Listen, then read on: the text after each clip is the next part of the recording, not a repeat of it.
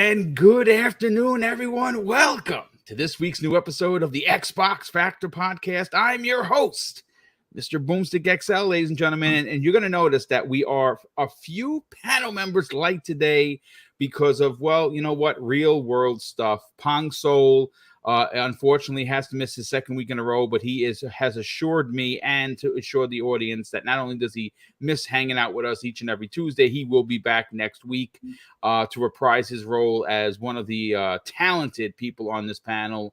Boxenberger also had work. He actually has a meeting that he's going to unfortunately be tied up with, so we'll get him back next week. And Matt, fun speculation, I actually don't know. I just sent him a message. If he might have messaged me and I just missed it because, well, as you can see, Elden Ring is my life right now, and he's probably lost in the lands between, Boom. He could very well be. He absolutely could very well be. But listen, we do have Zemi Games reprising his role on this panel, but not just as a podcaster, ladies and gentlemen.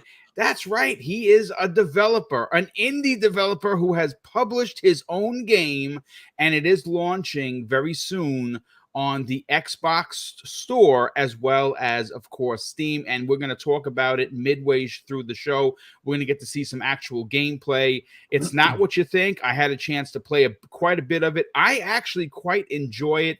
It is definitely refreshing, and it will make you feel like a boob if you don't know some of these first and second grade questions, which I wind up missing. So we'll get into that. But let's introduce him first. Zemi Games, podcaster, website owner, and now established developer in the gaming space. What's going on, brother? Welcome.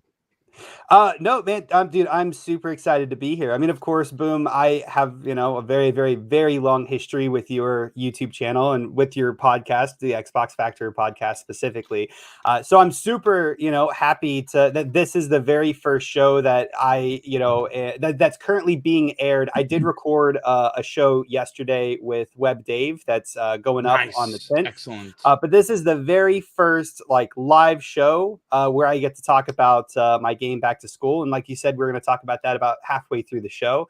Yes. And then also I just want to let everyone know to get ready and make sure to keep an eye on the chat throughout the show, because I do have 5 Xbox codes for Back to School that I will just be randomly dropping in chat. So the first come, first serve, first one that grabs it and types it in gets the game. Nice. So yeah, I'm super excited to be here as always, man. Yeah, well, we're glad. Thanks for bringing those codes along, and obviously, like I said, you should definitely check it out. It's a bit of a breath of fresh air as opposed to the normal games that like an Elden Ring that we're playing, and I think it's going to have some legs. But let's continue the introductions. Mr. Joanna Dark making his reprise role. What's up, brother? How are you, man? And I hear that you are quite a bit of ways into Elden Ring as well. This is a game, folks, if you didn't know, and I know people are going to be like, God damn it, Boom, you're talking about Elden Ring again. It is now officially the highest reviewed game on Metacritic ever, sitting at a 98 as of this morning. 98 on Metacritic, folks.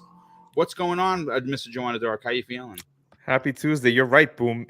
Elden Ring is always in my mind. I went to medieval times with my family, and all I can think of when I was fighting these fights is like, hey, I need you to dodge, duck, and roll, get that stamina endurance going. And I was just like, my wife was like, what are you doing? I was like, don't worry about it. I'm just thinking out loud. And did you just say medieval times? I don't know. I went to medieval times with my family. Oh, that's like my favorite place. Yes, it's awesome. I've been wanting to go for years, and we finally were able to go and had a great time with the family. Zemi, did you make the Dark Souls of educational games, I'm guessing, from BoomStick? We'll get into that later, but it can be. It depends on a few settings, I guess, that you want to pick. But yeah. Yeah. Besides that, I've been great. Been pretty busy. Like I said, I've been little by little taking Elden Ring in chunks. And now that I also, I got this nice little device that I have on the side, this PC handheld. I'm able to, kind of sit in bed and kind of, continue to level up. So just excited about, to be here today as always, and just, talk about games and all the great news. Yeah, we do have actually quite a bit of a great show to get into. News has been sparing, but we do have some hot topic items, Halo being one of them. I believe Halo is going to take up at least the first 40 minutes. There's a lot to get into. It's not all doom and gloom. They did announce Lone Wolf's expansion, which is coming in May. But we got some serious questions, and then we're gonna be tackling some heavy opinions, especially from me regarding Halo. But VJ, my goodness, brother, I felt like I haven't podcasted with you in about a month, but it's only been a week. What's going on, dude? Welcome. Thanks, Boom. Good morning, everyone. I love the cozy little panel we have today. Yeah, it's nice, right? Four it's people. wonderful. Normally it's a big old panel, but this is nice. Everyone's going to be able to get it off their chest what they have to say, and I'm glad that you're here because obviously you bring a very unique opinion, both from a gamer and a developer, as well as working in retail. So I'm actually very interested to hear what your opinion is going to be regarding Halo. And let's get right into it, folks. Let's rip the Band-Aid right off because there's a lot to get into. Speaking to numerous publications, we have new information regarding, of course, Halo Infinite's multiplayer, folks, and it's not good. It's not good. Let's see. Where's my notes here? Okay, well, look, Halo Infinite's multiplayer, as you know, I've played a great deal of it. I'm level 52. I'm literally halfway through the battle pass. My goal as a gamer was, of course, to actually finish a battle pass, which I've never done before. Because the other games, the other free-to-play games, they just don't interest me like that. Halo's a different story, and I might get back to it, but because there's so many games in the world and I support multiple platforms, it's hard to stick with a multiplayer game like Halo, as good as it was. Now, obviously, I talked up this game. I gave it a 10 out of 10 in my review, and I gave it a 10 out of 10, and I stand by that 10. I stand by it. Is it a perfect game? Not even remotely close.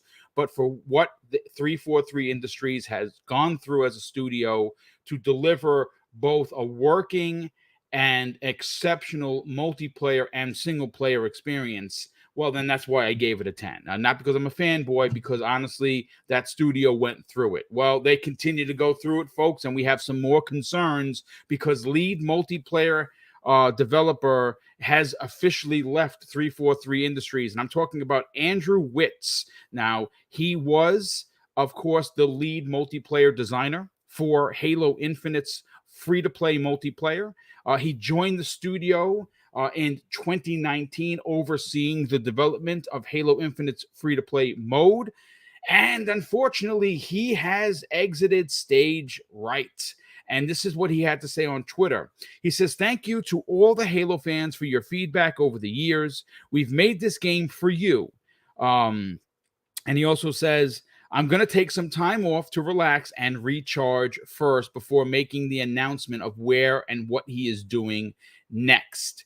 But listen, this particular announcement is somewhat concerning. Now, look, in gaming, as we all know, there have been many heads of studios or many heads of particular leads in, multiplayer or single player or graphics or online or whatever that pick up and they move on to do their own thing.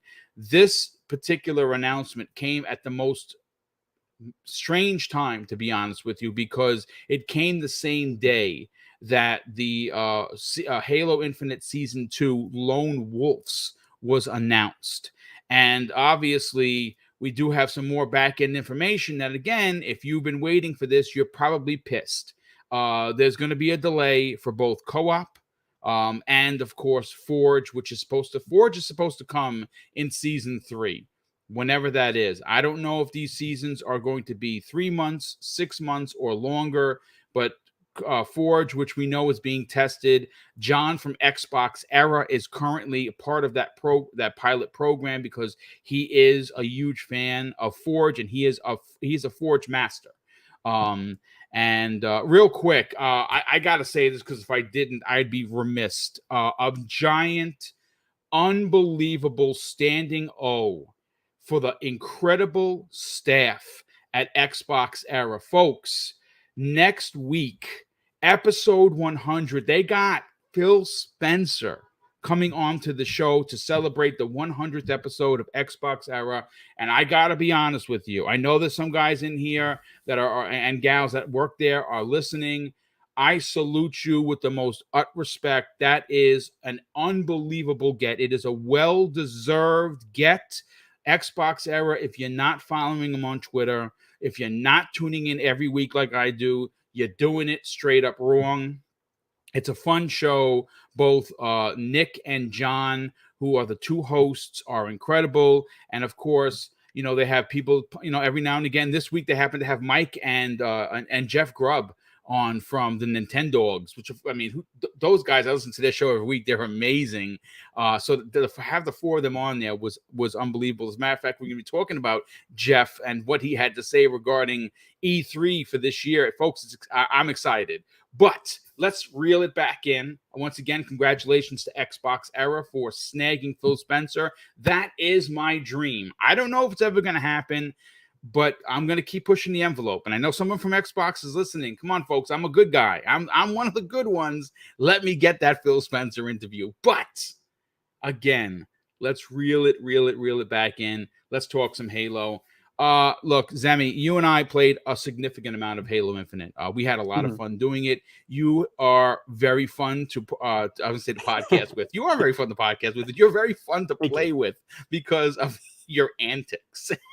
Don't know what you're talking about. Yeah, you know what I'm talking about. What type of antics are you referring to? I'm not going to say because I want everyone to keep this beautiful glowing picture of you, but you are vicious nonetheless, and you are an assassin. We want to keep this podcast monetized, is what you mean, absolutely, right? 100%. Yeah. Listen, look, all jokes aside, Zemi, what's great about having you on today's show, and obviously besides actually showing off your game, which I'm so proud that you're doing on this very program, is the fact that you understand how difficult it is to develop games. You and I have had conversations both on the phone, both through DM on how you had so many trials and tribulations making this game.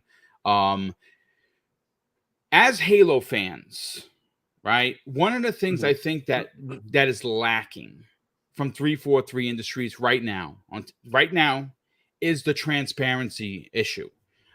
We are all in the dark. They up to the lead with Halo's release, we were getting constant updates and everyone was like so excited and we had something to talk about. Every week it was, we got to talk about Halo because the Halo Infinite news drop is this. Well, that's not the case anymore. We don't know what's going on, and I think it's one of their biggest problems. Now, look, I don't think it's a sinking ship, not even remotely close to that. Halo is in a great shape. The game works. It just needs content. And I'm hoping that they can get around to delivering both single player in these stories missions that we heard that were being that were eventually going to be a part of the conversation, and more in the regards to maps and modes and things. I know there's a big team battle map coming. I can't wait to play it. But from a fan's point of view, without throwing anybody under the bus, this is not 343 is on fire and we should fire them and hire someone else. No. Is there room for concern here, dude? I just starting off with like, the multiplayer lead that left, huge congratulations to him, right? For being able to, go ahead and find a new position for whatever reason that he decided to leave, to be able to find a new position and take a little bit of time off and recharge his batteries after spending, probably countless years, developing the multiplayer for Halo. So huge kudos to him. As far as concern, I remember there were, a few months, maybe about a year ago, we first started hearing, rumblings of people leaving 343. And, at the time we kind of gave them the benefit of the doubt saying, hey, people, leave, in this industry, quite, commonly, quite frequently. And we kind of didn't say it, that we were very concerned at it at all.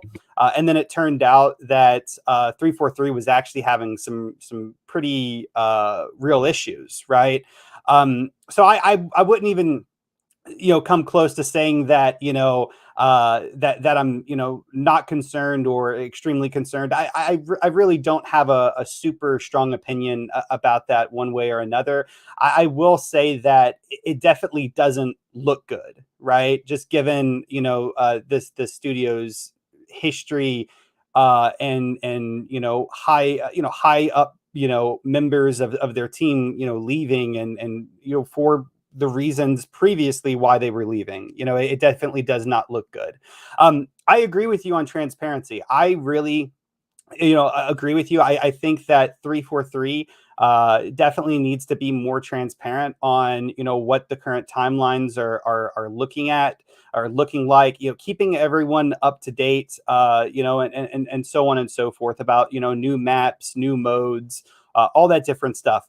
But, me myself, I really enjoy playing Halo. I've been hard on it in the past. I'm not Yes. going to lie. I have, We right? both have. We both have, but for good reasons, Zemi. Yeah, absolutely. But I actually really do enjoy playing Halo Infinite. A big reason why I don't, haven't been playing more of it is kind of twofold. Not a lot of people on my friends list have been actively playing it. That I've noticed. So I just haven't had friends to jump into games with. But then also, twofold. There's really a lack of content. Like there's only so many times I can play the same multiplayer maps, 100%. the same multiplayer modes, and so on and so forth, without just kind of getting burned out.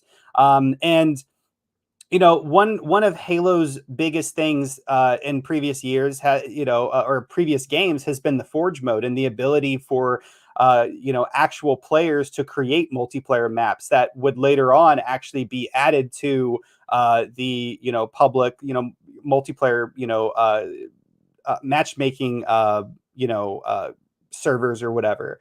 And that's kind of missing right now because Forge mode isn't available. So definitely they need to, I think, work on the content. Like they need to get more game modes out, potentially maybe add in some more guns. I haven't played it in a while, but I also kind of think that they need to clean up some of those microtransactions in the game. Some of them seem a little bit a little bit costly. Yes, like 100%. $20 for an armor. So it's been a while since I played.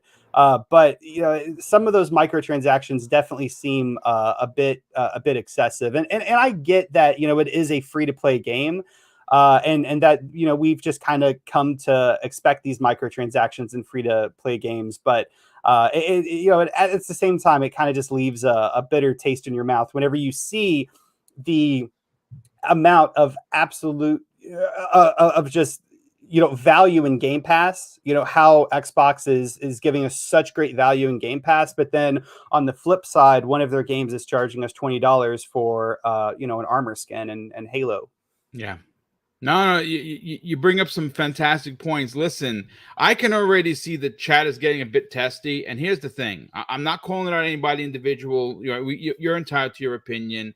We're not understand that when we criticize on this program, we are bringing up great points. This is not pile on 343 and that they're shit. That no one has ever suggested that at all.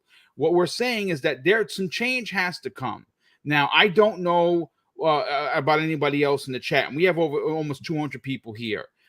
All I can say is that if you're wondering if they're doing it right, and I believe that the game plays fantastic, but we're talking about content here. We're talking about the game. All you gotta do is look across the yard at the other green, right? The other green grass. You look at Apex Legends, you look at Fortnite, you look at Call of Duty Warzone. When Call of Duty Warzone wasn't dropping the content, people gave it the business, right? Apex Legends, well, they really haven't had that problem.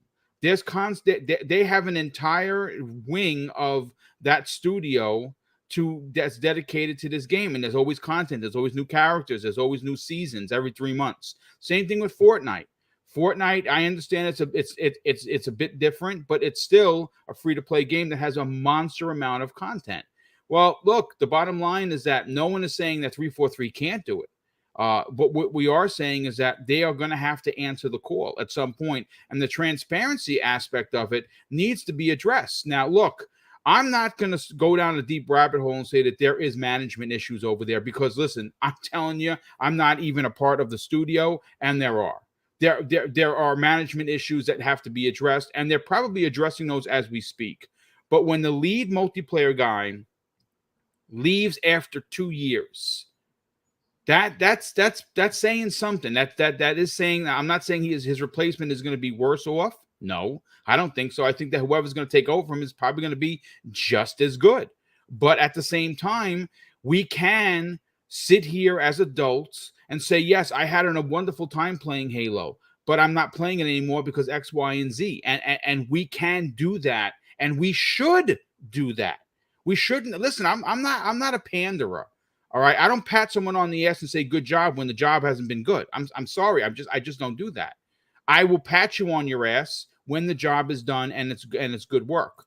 And if that bugs you, then maybe this isn't the show for you, because we speak only truths here. No one piles on the rabbit. But I want to go to Mr. Joanna Dark, specifically talking about the lead leaving. Again, is it doom and gloom for 343 Industries? Absolutely not. It is not, because they have produced an incredible product. Both multiplayer and single player are great, but there is no sitting on laurels here. There's no sitting on the hands. What drives the industry? Content. Content is king, and they need to address it. They need to bring new content, and they have to do it in a way that's going to be fresh and new and get people excited. And I'm hoping, like they were talking about, if you missed Xbox Era, they said instead of like Jeff Grubb was saying, instead of these peaks and valleys, actually Mike said this, instead of having these peaks when there's new content and then the valleys when the content is old, he'd love to see, and I agree with Mike, he'd love to see an even. There are no peaks and valleys. It's just content coming across even. And I think they're going to get to that, folks. I honestly think they are going to get to that. The question is, when are they going to get to it? Well, Mr. Joanna Dark, doing it in the most proper manner, which is what we do on this show. What are your thoughts? So first, I'm not a developer, but I do have my thoughts, and I think that it's a couple of things, right? This is I would say a first in the direction of what the multiplayer is going for, in the sense of free to play, available everywhere. The next part I see is the fact that, yes, content is key, and I think one of the things we can point this to is, look at, you were just saying right now, Boom, about peaks, was Destiny, right? Some players continue playing, but then some people leave, go play something else, and then come back, versus maybe having a nice steady flow like you see some other of these other multiplayer games like Overwatch, like, Apex Legend. Mm-hmm. And yes, there should be content. Now, do I think that it's something like, oh my God, it's dire what happened? We all remember Chris Lee left. And when we heard that, we were like, oh, this game is going to be terrible. And sometimes what I look at things is, when you've been doing something for a long time, or maybe you've been on a project, sometimes maybe even though you're a talented person, maybe you need a fresh set of eyes that maybe align with what they have. And I look at a couple of other examples, talking not about games, but about Windows. When Windows 8 came out and Windows 8 was considered a disaster, the lead designer of Windows 8 stepped down and people thought Windows was in trouble. Right. All it was there was somebody else that knew exactly where they wanted to take this. And what could happen is, hey, maybe there were some things that just didn't align. And maybe it was the right time to say, hey, instead of, kind of having any conflicts or anything, or even, putting pressure on this person, let's go ahead and kind of take a different direction of where we want to go. And 343 may be going right now through some of these things, but I think in the end, and I hope it's sooner. I feel confident things are going to work out, and I hopefully agree. they get themselves back on track. Right now the honeymoon phase is over, and I understand that. And for some people, it may not be a problem that want to continue to play the game and think the game and they can wait.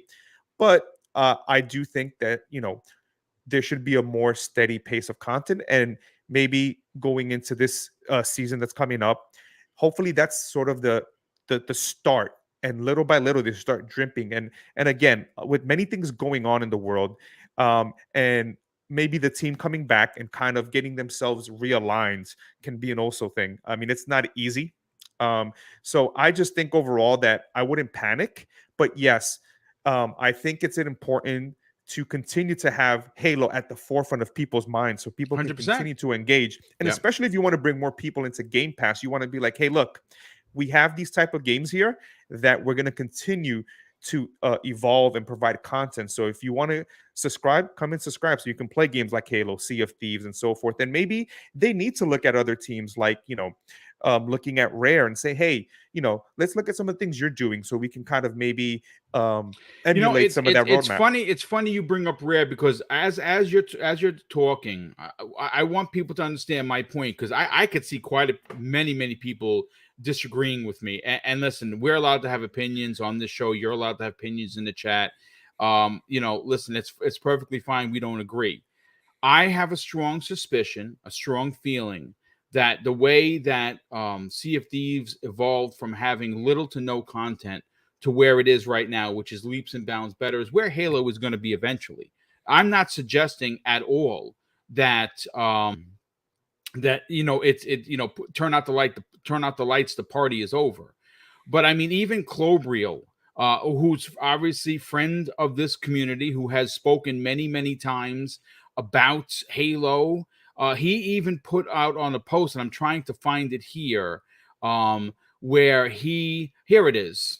This is what Clobriel had to say on Twitter. This was posted on March 4th, and I pulled specifically for this. And he says 343 in January 21, and this is what he said. Halo Infinite truly is unlike any Halo before it when it comes to our support and commitment.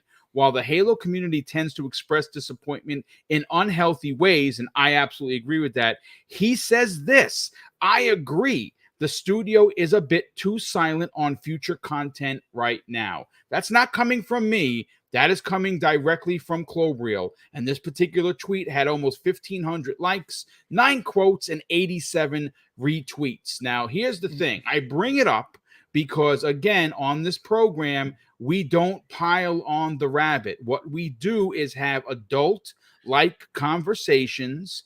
And if anyone is if you are a Halo Infinite everyday player, and quite frankly, you're happy with the content, well, you're not going to get any complaint out of me, because, hey, good on you. But I mean, even John from Xbox Era said that the content is a little lacking, and he isn't correct in saying so. Now, I haven't played in a while because, like I said, I expressed that I like a multitude of games. I don't stay on one multiplayer game unless it's Titanfall. Like, that is the only game, and the Division, a Division 1-esque type of experience, then I will play every day because I play with friends. Again, not saying that anything's wrong with Halo Infinite currently. It's a great game. It works, folks. It's a great multiplayer, but the content has been light. Now, please, by all means, continue, Joanna Dark. Do you agree with me? Do you think that this is going to see the same renaissance that Sea of Thieves did eventually? Because Sea of Thieves took years to get great. And it is great. Not my kind of game. Of course, I'm very happy to tell you that I don't play Sea of Thieves. It's just not for me. But I'm happy that a lot of millions of players are enjoying it. 25+ million, as a matter of fact. Do you agree with that? I do. And I think you brought up a good point, Boom. I was thinking, Halo gets all this like, hey, we want more. But then I think about games like Fortnite, which people played one map for so many years. And again, I'm not an expert because I don't play a lot of multiplayer games, but I understand that Halo's a different beast. And we are used to having the maps ahead of time with all the previous ones. And now this one's a little bit more different because of the way it's going with free to play. I do feel that this team right now could be a little bit more transparent, definitely provide a roadmap. I guess we all like roadmaps because we also like to see what's coming. And that's just the nature, right? With anything, I'm a person, when I look at a game that I'm invested in, whether it's DLC, I just like to see something that I can go back and say, look, it's coming. And I just feel that they are. Hopefully, it doesn't turn into a Master Chief collection where it takes years, but definitely, sooner than later. And I just hope that when they do, they finally deliver. I think sometimes it's a catch-22, right? You can release something right away just to appease because the crowd is kind of very passionate. But then you're like, okay, this kind of wasn't good. So why did you release it? So I just think patience. I understand that this game has had a lot. Halo Infinite was supposed to cure the world, but it a lot of other things. But I just feel that this team will deliver. And once the content's there, they'll get on a pace, they'll get on a cadence, and all of a sudden we'll see, just like when we saw everyone just going, oh my God, this is amazing. We're going to see one of those other surges. And I just, think that, we just need to give them time to do that so we can get exactly what we wanted, but continue to be vocal. I think that's the most healthiest thing. Continue to be vocal, let them know, hey, there's what we want, and that's right. And that's always fine to provide feedback. Yeah, and I do before I bring it to VJ, and I'm very interested to get his point on it. It is okay to express your opinion. Maybe it's not the most popular opinion. I see a lot of people in here. Oh no, boom, you're too hard on the devs. Am I? Because I think I'm being extremely fair. The kind of rhetoric that I have seen from people have been nothing short of gross. No one's threatening devs here.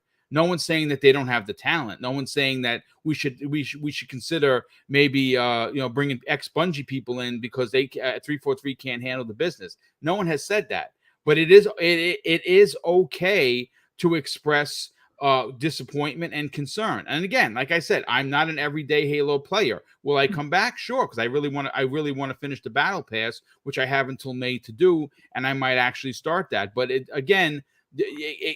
folks, I get how passionate you're about this, but it can't be unicorns and rainbows all day long when it's not. I think, my final point before we go on to VJ is that we're kind of in an era where people kind of think that, what they see on Twitter is actual feedback versus constructive feedback, and they get confused. Yes. And nothing's perfect. As long as you do it, continue to be vocal in a nice way, go to their site, provide that. They're always listening. And I think that's where people got to understand anything can be criticized, and it's fine. You don't have to agree. It's just someone's opinion, but we can definitely let them know when we're passionate about something we love in the right way. I'm gonna let Zemi know once I play his game, hey, can you add this to it? But I'm not gonna scream at him. But there's always a positive way to provide feedback, and we don't always have to agree. If you love it, that's awesome. And when you get more, that's gonna be even more awesome for you, because it's gonna be the cherry on top. So that's about it.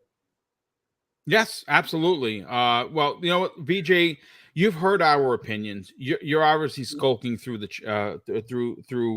chat.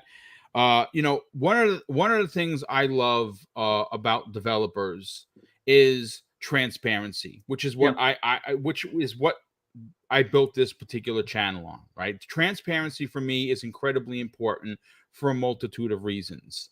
I understand that roadmaps, sometimes could be a detriment to the team, because you're putting out there what you expect to happen, and when it doesn't happen, well, this is where the hate comes in. And we again, not on this show. There's no hate here. It's a topic that's hot.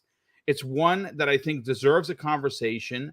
And again, we're not always going to agree. I would find it very boring if we all agreed, and I'm glad that we don't. But VJ, from a developer's point of view, from a gamer's point of view, is it okay to ask why the content has not been delivered? That, again, most battle passes are 3 months. This one happened to be 6. There are a lot of people say, well, boom, it came out in December. You got to give them a break. Well, actually, technically, no, it did not. The single player came out in December. The multiplayer came out in November. So we are now in March. And we're all playing the same maps. We're playing the same modes. We understand that season 2 is coming in May. That's been confirmed. It's called Lone Wolf. We're going to get a bunch of new modes. We're going to get a new multiplayer map for big team battle, which is awesome. Is it okay at any point to express concern or disappointment without ridicule? Yeah, I think 343, and correct me if I'm wrong, have invited feedback from the community, right? So correct. If your feedback is, hey, listen, we were expecting X, Y, and Z because it was advertised as so, then that's fine. And I don't see the issue with that. And then that gives the developer feedback in terms of maybe not being able to fulfill such a request, but the fact that, hey, look, we're getting inundated regarding this game, which can only be a good thing, right? And look, I enjoyed the campaign, but I don't frequent multiplayer. I don't know that many people that play it. So, and I'm kind of was hoping that co-op would be a thing at some point in the future. So I'll speak to the studio and the departure that Zemi touched on. I think if you look at all of the issues or challenges that were sort of made publicly, that we were made publicly aware of to many ever since the reveal, I think that in that situation, you're looking at a studio whereby, look, we're going to delay the game a year. We want everyone committed to producing this game, And I think that whatever they had to do to hold that studio together, to release the multiplayer in November, as you said, Boom, right? And then the single player in December. And I think after that, the game shipped or came to Game Pass and shipped physically. I think that, then it comes down to the post-mortem and what are they going to do with the studio and the roadmap going forward. So I think that they've been fighting an uphill battle ever since the reveal, and I still think that they're going through some of that, and I think we're seeing the remnants of that, if I'm being quite honest with you. And so I hope that makes sense. So in terms of if a key person who's responsible sort of for a major or critical component of, say, multiplayer, Halo multiplayer in this particular scenario or example, then his or her exit, the ones we know of course, right, would have been planned some time ago, even contractually so. A notice period of 3 to 6 months perhaps will have been required from Microsoft, and they've been doing that 15, 20 years ago, as far as I know, from Microsoft and Xbox, and they'll have all sorts of incentives, semi-golden cuffs, royalties, all playing a part. And considering the date that you've just mentioned, it's been a quarter since Halo release, so the timing sounds about right for any departures or key departures being announced, or a key departure being highlighted to cause concern and panic. And at the end of the day, if a company, project, or endeavor has the right mix of leadership and leadership continuity, right, that sparkles, then I don't really see a problem with anyone leaving, as Zemi sort of alluded to. If a studio that's been around for as long as 343 has been, forgive me, I don't know how long it's been around, but I'm assuming it's been for quite a while. And if they're relying on one person in terms of multiplayer, then it doesn't speak highly to the ability of Matt Booty and others, right, at that level, in terms of the foundation of how these studios are built, right? I.e., it's an asset, right? It's got to be built and it's got to be protective. And I don't think that that's the case. And I've seen whole studios gutted, right, and rebuilt and be the better for it, in fact. And Capcom's a good example in recent history. And leads, let's be really clear. What I think most people are not really clear on is that the fact that leads are generally mid-management roles, right? They're not so key that the project or the studio is going to suddenly sort of fall over, so to speak. So yeah. And the other thing I would say, there's always plenty of talent out there. Xbox, as far as I know, have always had a very good recruitment team in terms of suitable talent ID, but they historically struggled to get the whole picture right, and that's the key, right? And we've witnessed it for ourselves with their very public struggles, as I say, and the trials and tribulations over at 343. And I would suggest that the next in line for that position is, if there is one, might probably be an internal candidate, right, given the purported size of the team. And at the end of the day, it's always about leaders and best-in-class operators and the team as a whole, right, to generate the success. And it's not about the individuals. And it reminds me of something I said before, something Mr. S. Fry once said that's kind of stuck with me, that there's two types of producers. Category one that begins to think and believe they are brilliant because they hold a position, and very few sort of fall into the second category, which is of being leaders that elevate the confidence and the quality in others while sort of underplaying their own kindness and brilliance without even knowing. And that's why many creative studios of any sort, as again under EA, right, have suffered in the past. And look, I'm not at all concerned with people coming or going. It's all just par for the course. It's just life, or as Bill Murray suggests in Meatballs, it just doesn't matter. But in terms of any concerns for the game and going forward, as I said, I love my time with the campaign. I haven't played multiplayer enough or at all, to be honest with you, to give you any sort of frank, opinion on it. But I expect Joseph Staten, over the past 3 months since the shipping of the game and the two facets of it, Joseph Staten, I expect him to sort of steer the good ship 343 through any sort of turbulent waters and come through the other side. And that's my honest opinion. And nothing that anyone has said or that's been reported is insurmountable. Can I put it that way? Yeah. And given the resources in terms of budget, time, and that Microsoft have, and given the upcoming show for Halo and the importance of the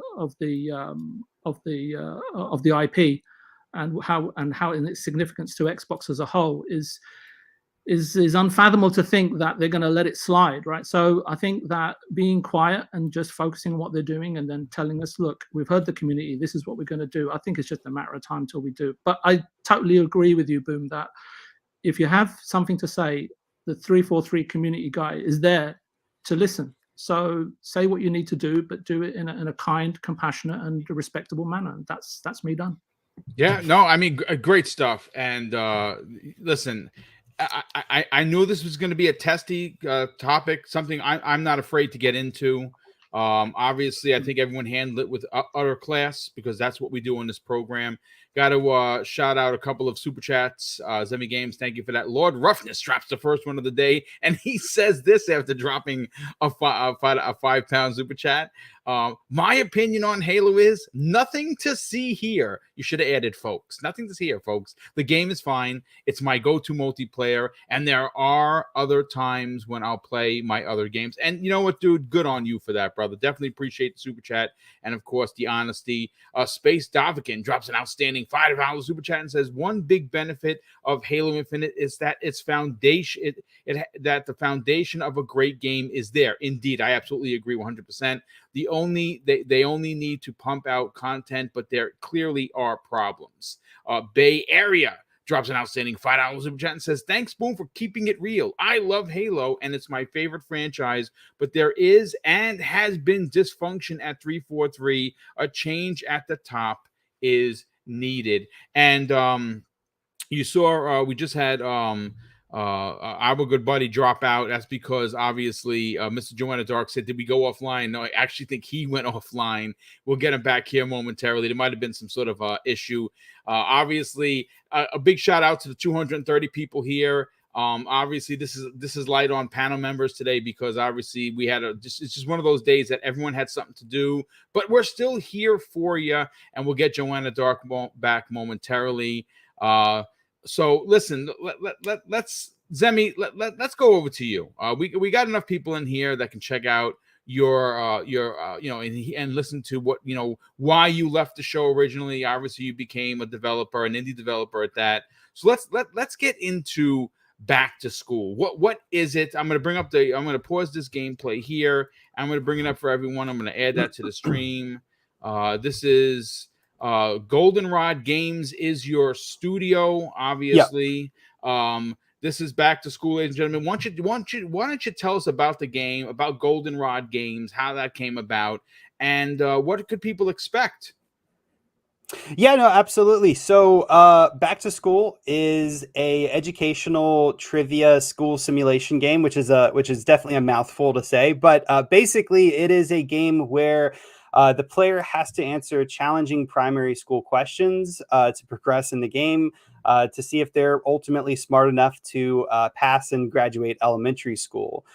So from that point of view, it's also, kind of like a simulation game. The way that the game ultimately works is whenever you click play, the screen pops up. It shows you multiple levels. At the very beginning of the game, the only level that's currently available is first grade, and you actually have to go through and do 4 quizzes. Each level or each grade in the game has 4 quizzes: English, math, science, and social studies. And of course, as the game progresses, as you go from first grade to second grade, the questions are, of course, going to get more progressively difficult. Just kind of the way that education, I guess, here in America works, right? But in addition to that being, a scalable kind of difficulty, just organically as you play through the game, there's also a in-game timer that you can see, on screen up in the top right. And the player can actually go to the settings and change that to a easy timer that is set to 10 minutes, a medium timer, which is 5 minutes, or a hard timer, which is 2 minutes. And let me tell you, the hard timer, like, it may not sound too difficult to answer 10 elementary school questions given 2 minutes, but it can definitely be pretty gosh darn tricky at times. And another thing that we did with the timer as well, which is a small thing that we added, but I think it's hopefully going to have a large impact for accessibility, is we gave the player the option to turn off the timer completely. And why that's important in a game like Back to School is there are several people with learning disabilities, and that's one type of disability that in challenge that a lot of people don't really think about too often, but it does exist, and it's something near and dear to my heart. So I definitely wanted to add in the ability to give players unlimited time if they need it to answer the questions and so on and so forth. Another really cool feature about back to school is whenever you go into a new quiz, there is a list of questions for each quiz, between 25 to 50 questions per quiz. And the question is just randomly selected. And what that means is that when you go to replay a quiz that maybe you failed, or just to maybe try to get a higher grade, you're not going to continually get the same questions in the same order or anything like that. So that adds to, of course, replayability. But then, it also aids in the learning process. This game is an educational game, but it's also a fun game in the sense that, if you like answering questions and if you want to pick up the challenge to see if you would be smart enough, if you have the knowledge, or if you've retained the knowledge from elementary school enough that you could pass again, it's a really unique game from that perspective. But another really cool feature that honestly, it shouldn't excite me as much as it does, Boom, but it really does, is the timer. So in most games, whenever the timer elapses and ends, the mission is failed and you just automatically have to restart. And back to school, whenever the timer ends, the player isn't automatically failed. The test is actually graded, and if the player got enough answers correct while taking the quiz, even though the timer elapsed, they'll still pass and be able to progress in the game, which I think is really neat. Because of course, in real life, if you're taking a test and you run out of time, but you have enough questions correct, you're still going to pass. And so it's true in real life, and it's true in back to school as well. I mean, Doom Reaper asks a very good question, and one I had on the show notes to ask. He says, what made you decide that this was the game you wanted to make? Well, a couple of different things. I would be lying if this game wasn't in some ways inspired off of a old TV show that I'm sure many people have probably hopefully seen, called Are You Smarter Than a Fifth Grader? Yes. I'm a huge fan of that TV show. I really like it. And so in some ways, this game's definitely inspired off of that. It's taking that idea and really twisting it around. But another reason why I wanted to make Back to School is it's a very unique game, right? Mm-hmm. There's not going to be, to my knowledge, there's no game that's quite like this on Xbox, right? Currently speaking. Right. And when I created this game studio, Goldenrod Games, one of the key ideas is to take forgotten, underutilized genres in gaming and recreate them in a modern sense, right? And so there's not a whole lot of educational games anymore, especially published on Xbox. There's I don't think anyone's ever quite mixed together a trivia game with the education genre and the simulation genre. And so that was another thing as well, is I definitely wanted to take a handful of genres and combine them together, and that's fortunately what I hopefully did in Back to School. And you know what? Look, I told you this privately, and I'll say it publicly. I think that in its simplistic nature, there is something special here. The aesthetics, where it actually looks like a real chalkboard. Even when Yep. you listening to the game, the chalk on the actual chalk noise on the board it's pretty impressive. Like I said, it looks interesting. I had a chance to play. I wound up getting a B. I got 3 A's and what did I get? 3 A's and a B. 3 A's and a B on my first go around. And I actually quite enjoyed it. Even when I made a mistake, I was like, oh, I didn't even realize that. So I actually think that this is pretty interesting. If anyone from Xbox is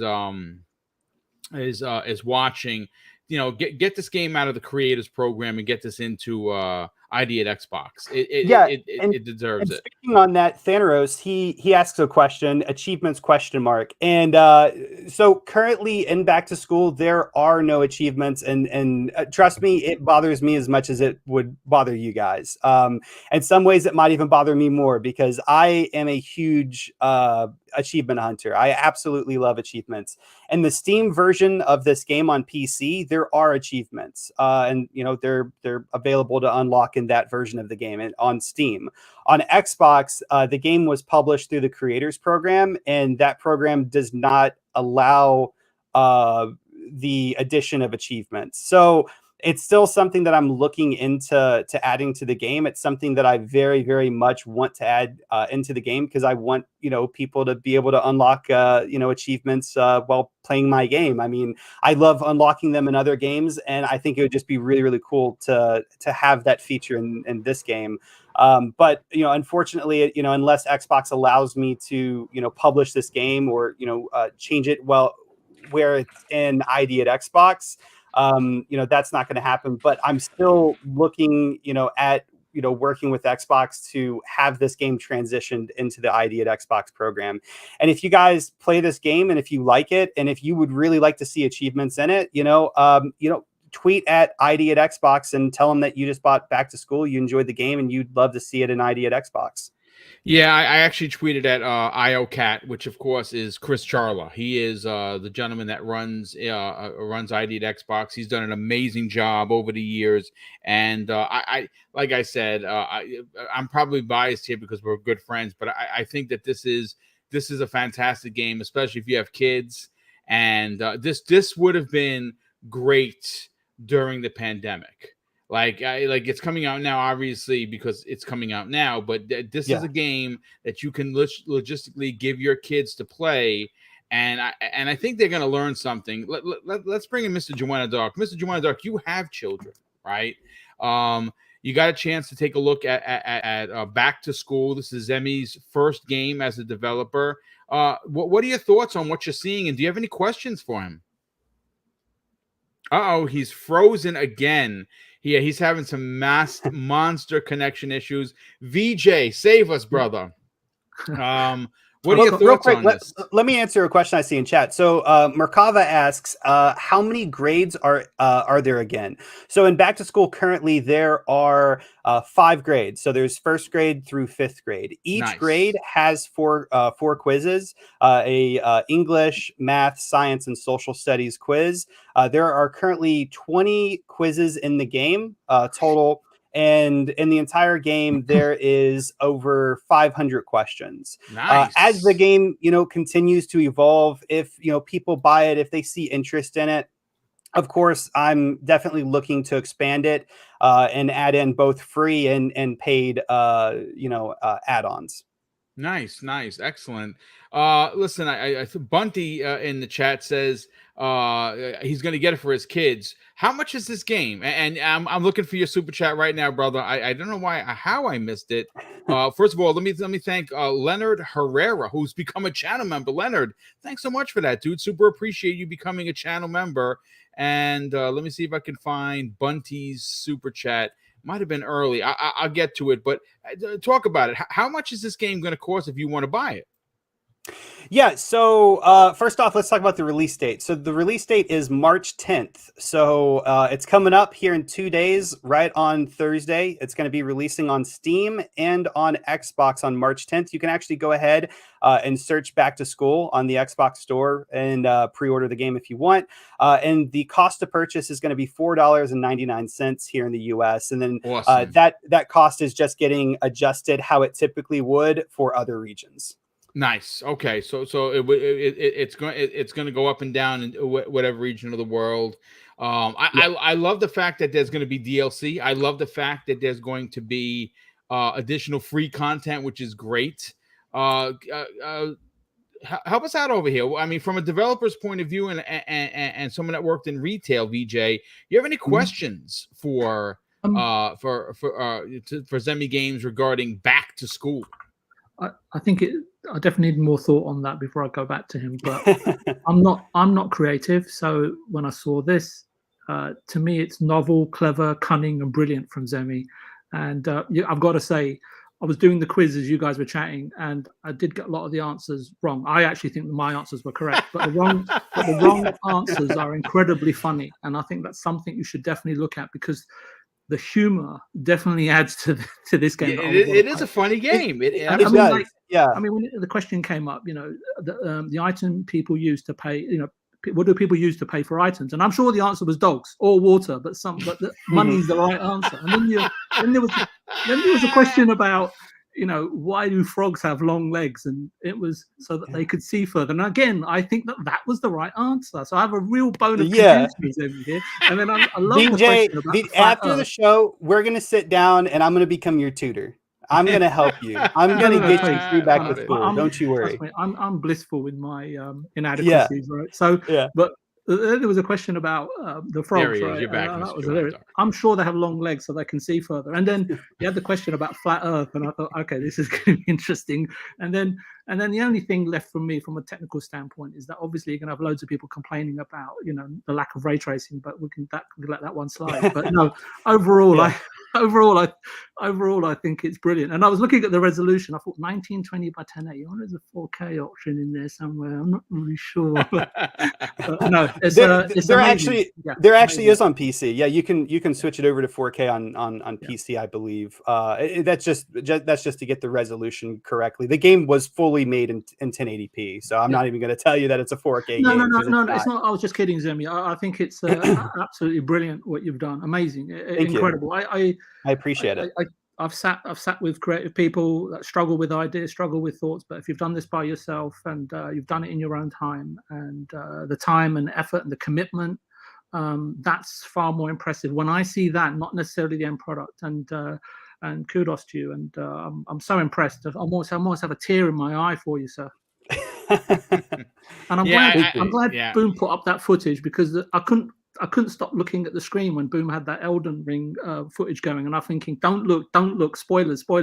And I'm just so glad that we shift footage. So anyway, we'll talk about it again, Zemi, when you have a chance. Absolutely. Yeah, no, absolutely. Good stuff. Mr. Joanna Dark, obviously you're back. Thankfully, your connection is now stable.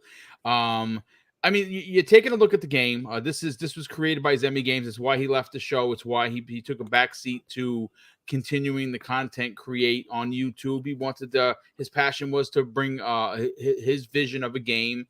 It's here. I've played it. I think it's quite interesting. I'm having a good time with it. I love the multiple choice Earth is flat opinion or fact. That's freaking great. So it's teaching people, but it's also humor. That question, of course, is to teach between what is fact and what is an opinion. Yes. Something I might add, a lot of gaming journalists still have problems with. Like, you're definitely onto something. Maybe I'm poking the wrong horse, but I don't think you are, Zemi, because far too many people, right, in society are generally conditioned, right, by state education, and we've talked about this offline before. So no, I'm with you 100%. So if you have any journalists coming after you, just send them my way. Absolutely. Thank you. I appreciate it. Mr. Joanna Dark, let's get your opinion on this. Zemi drops, he came in here today. He dropped his game for everyone to see. What are your thoughts on this, man? Is this a game that could work on Xbox? I mean, this is a game I definitely want to play with my oldest. Especially, playing something like Brain Age and all that. I definitely love these type of games. So this is awesome to have something on Xbox, and I think it can. We have those Jack in the Box games that have like those words that use your mobile phone. So I think this will be a great game as well. And I guess asking on that, Zemi, are you looking to maybe add a mobile aspect where people can do a QR code and maybe make this? I would love to use this for, say, on my side as an icebreaker with my team, and I think this would be a great thing if they had that ability as well. So one person has the Xbox, and just like Jack in the Box games, everyone can just sign in and play. Is that something maybe on the roadmap? Like, are you talking about like a mobile port? not like a mobile port, but somewhere where Like an people can app. just kind of can scan and then just sign in and answer through their mobile device as someone has the game, going, whether it's on a PC or on an Xbox. Mhm. You Yeah, know, no, but I haven't actually really looked into that. You know what, I'll talk to Kyle, who actually I didn't make this game all by myself. It was a team of two Sure. people.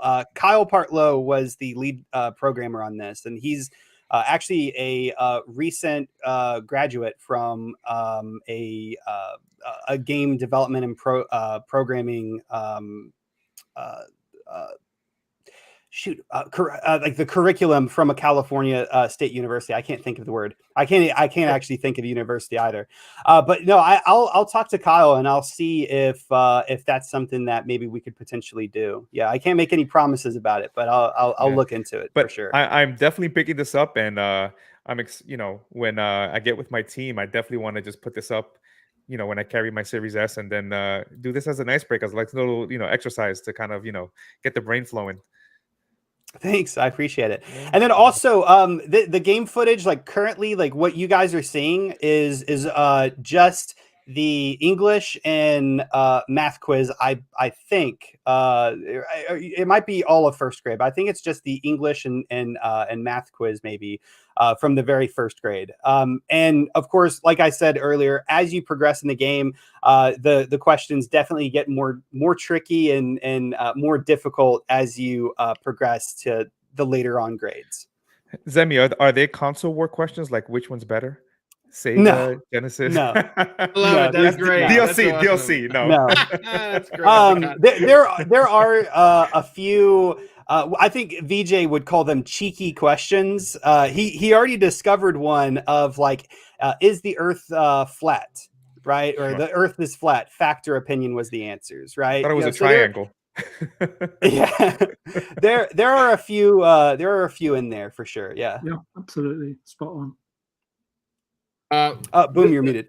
Yeah, congrats. I mean, congrats on this, Zemi. Congratulations. I love to see it. It is pretty incredible that you've gone from numerous podcasts. You've gone from creating your own website, and obviously now you have moved into your game making, and I think this is going to be a hit at $5. I don't see why you wouldn't.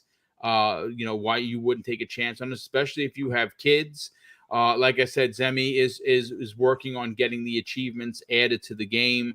We're hoping that Chris Charla does answer the call. And obviously, look, again, I don't know who from Xbox is listening, but somebody is. And I wouldn't be pushing for it if I didn't feel that not only did Zemi Games, was he a proper community member that has represented Xbox in the best way possible over the years of working with me and obviously doing his own website. But this is an actual game that is not a cash grab. A lot of thought and went into behind it, and it's smart. It's an edgy looking game that actually teaches as it goes. So if IOCAT is listening or anyone knows how to get in touch with Chris Charler, I'd love to see this get picked up by ID at Xbox. I think it's worthy of it. Honestly, I really do, considering how people are so, I mean, the way the education systems are these days, especially in the big cities, I love to see this. I love to see it. And it's again, congratulations on the release. It is upcoming. You said the 15th it's releasing? Nope, the 10th, even sooner than that. Okay, yep, so even the 10th. So the 10th, March 10th, folks, $5. Search back the number 2 school on the Xbox store, or of course on Steam, and you can buy it and support Zemi Games. In his trek to becoming a developer, folks, and it's awesome. And listen, let's continue with the show. We have some big news coming out of our good friend Jeff Grubb. But I have to catch him some in the super chats. Drawn TJ actually has a question for you, Zemi. He drops an outstanding and very generous $10 super chat and says, "Hey Zemi, how do you code a game? I would like to know." How I would code a game would be a lot of searches in Google, which I've done. The language that we used for back to school, we built it in the Unity engine, and then the language that we used was C#. Like I said before, like 2 people made this game, me and Kyle Partlow. And Kyle was a huge benefit to have as he did most of the programming work. But he did write it in using C#. Nice. Well, that's good stuff. Good to know. Sith Lord drops an outstanding $5 super chat, and he says, I got one of the codes from Zemi, and I'm excited to play it and make my 8-year-old play it the next time he wants to buy a skin for Fortnite. That's awesome. See, I like that. That's good. That's good parenting 101, brother. That's good stuff. And Thanaros drops an outstanding $5 super chat and says, Zemi, any tips for those that want to make games, like how to get started, etc.? Man, I'm probably the worst person to add. I just got here. I would say come up with like a really creative, innovative idea, like hopefully that, maybe nobody else is doing, and then figure out, like also like take an audit of what your skills are, right? Are you good at artwork? If so, that's great. That's going to be a huge asset to you. Are you good at, math and programming? If so, that's great. But figure out what you're good at first and foremost. That way, you can then look and see what you definitely need help with, right? Like for me personally, I am just not a very good programmer. I've tried to learn it many, many times. I'm just not really all that good.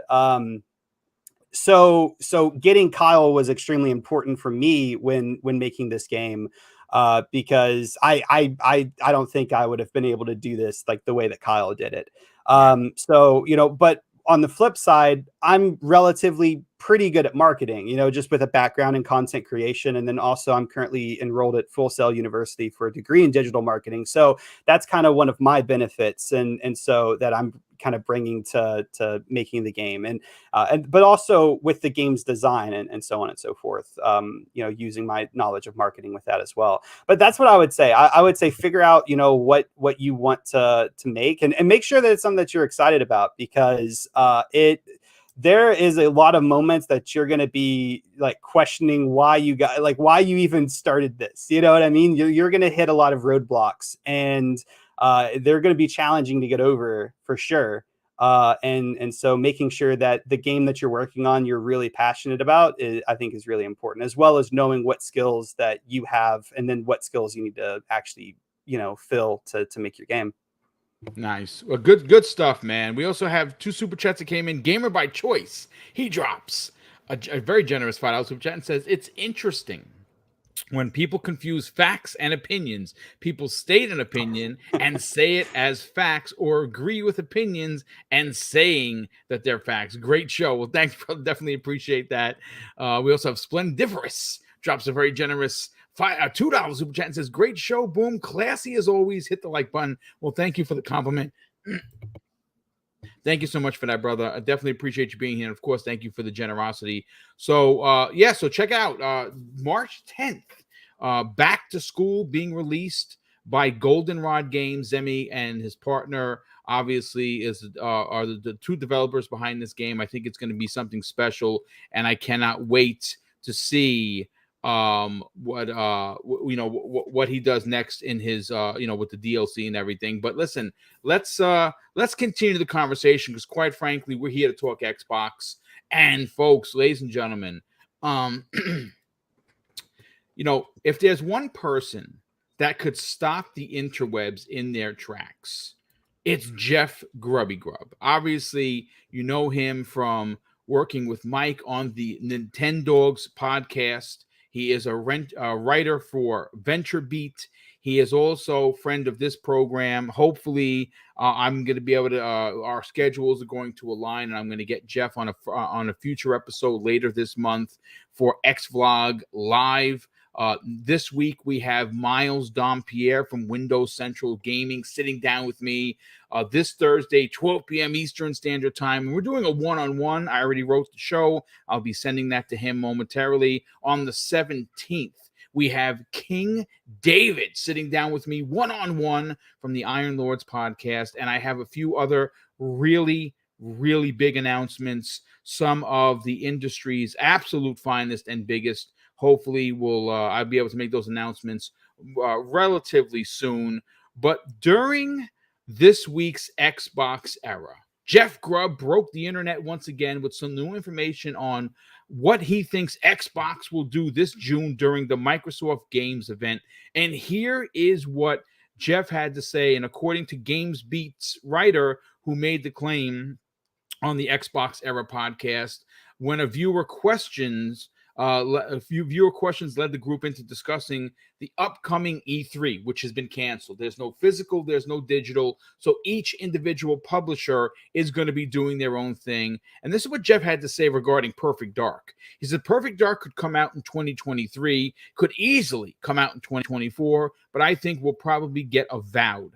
We'll probably get Perfect Dark at this at the point they have had close to 5 years in development. He also continues saying that there are a large list of games that Microsoft actually has in development, but yet to receive release dates. He continued speculating on Microsoft's E3 presence, and he says this: they will definitely spend a lot of time on Starfield. They will probably spend a lot of time on Redfall, which some screenshots leaked today, and Forza Motorsport 8. But then they're going to have a lot of room to talk about, okay, here's what we're going to do in 2023. And the games that they could talk about, there are likely going to be games that you will be getting in that year of 2023. I expect gameplay of Perfect Dark and stuff like that at this point. And what's interesting is, like I said, at this year in the front part of the year has been a little light for Xbox. But they've been filling Xbox Game Pass with quality content last week.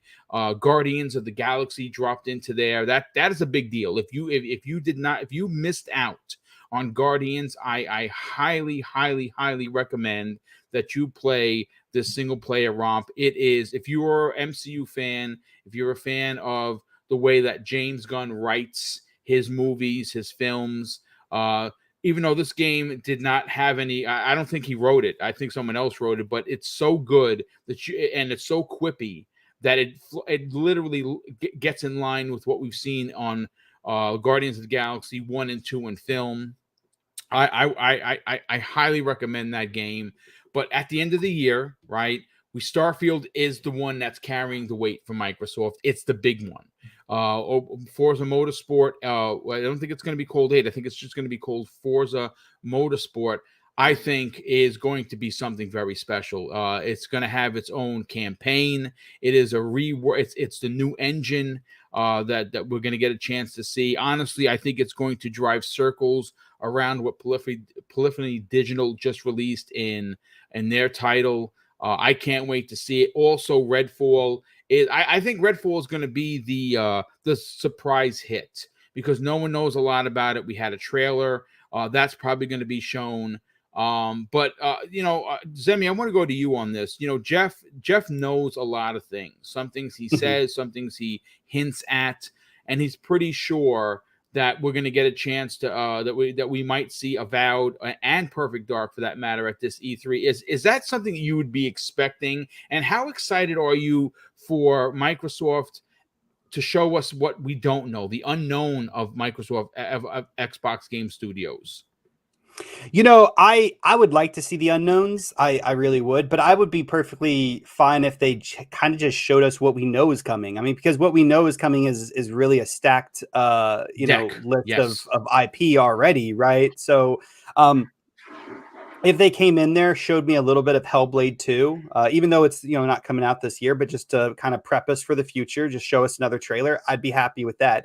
As well as Avowed, Perfect Dark. I mean, obviously Starfield's going to be there, right? Like, they would be crazy not to put that in there. And I'm super excited to see that game.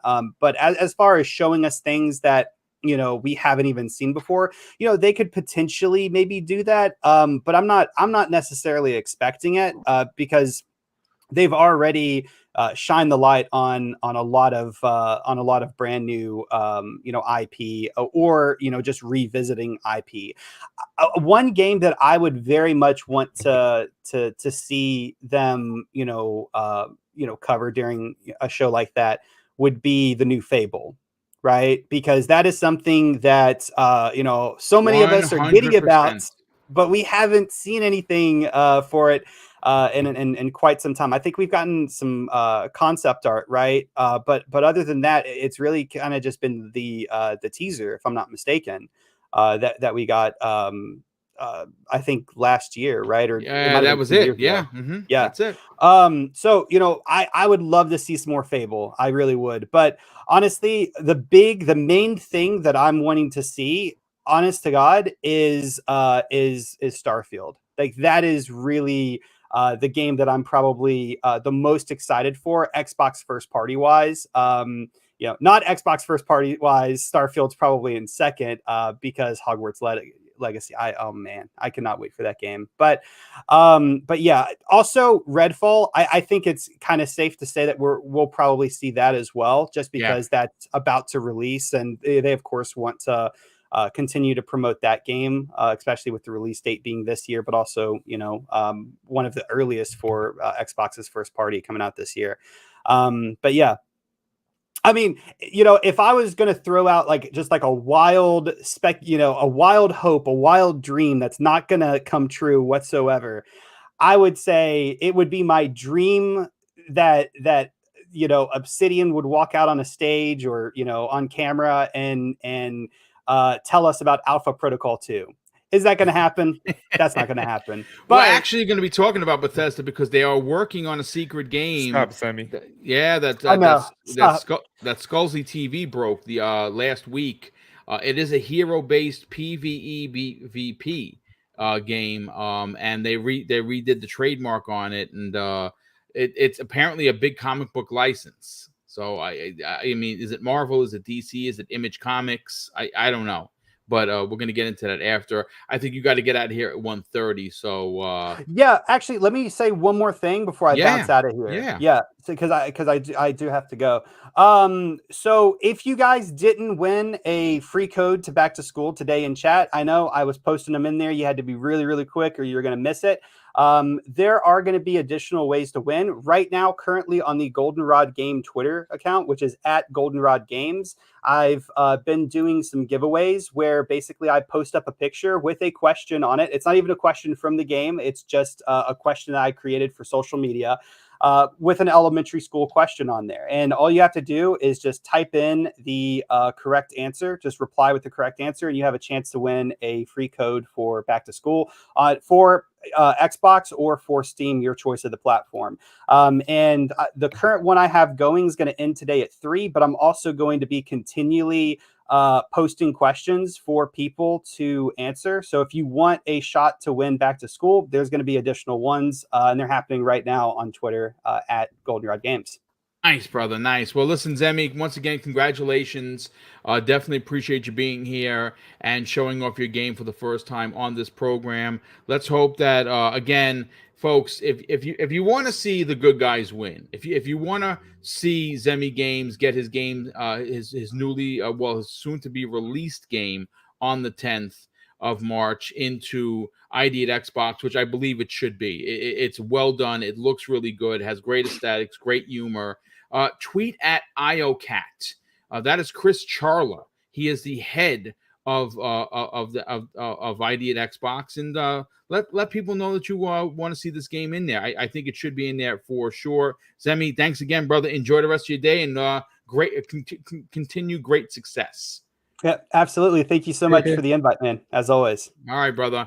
So see listen, folks, we're going to continue the conversation, and I'll go, Mr. Joanna Dark. Listen, right now we're in March, but E3 is going to be here before you know it. I happen to know some people at Xbox, very lucky to say so, and I know that they're always planning. And obviously, last year's E3 by far, by leaps, bounds, and whatever else you want to add to the back end of that conversation, was one of the best of the year. Not only that, it might have been one of the best shows Xbox has put on. It punched you in the face 10 times during the show with big announcements, big reveals, and it was probably one of their best produced programs. I'm looking forward to this E3. I agree with Zemi Games. We do know a lot. that are coming out for Xbox specifically, and I got to keep bringing it up. I got to follow the Zemi trend here. I want to know more about Fable. I can't not wait to see what Playground Games, who just delivered which is, and I'm not the only one saying this, by far one of the best racers ever released in Forza Horizon 5. It is a masterclass racer.